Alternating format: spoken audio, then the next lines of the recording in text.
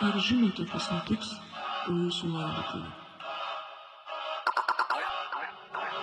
Po keletos trumpų valandų verksmai nutils, ašaros išdžius, kai kurie žmonės paskambins jūsų šeimos nariams ir praneš, kad jiems kažkas nutiko ir nebegalėsit veikti.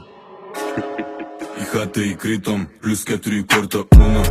Akis stačios, bernų per daug, to baisiai buvo. Balsų stygų neplėšau, nepatiems į to grūzo.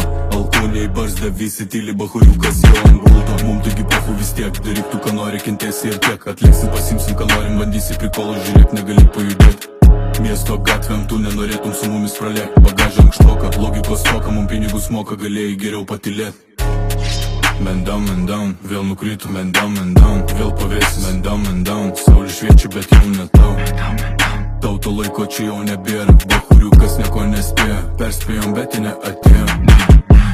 Mes ką norim, tą turim, išvažiuojam 2 durų, mašina čia kaip pilna dūmų, nepamirškit jūs savo kepurių. Sako seniai, gal davai taika, ant prihodo vėl nauja auka, senas sąskaita nesuvesta, pilvas kiauras tavo nuotaika.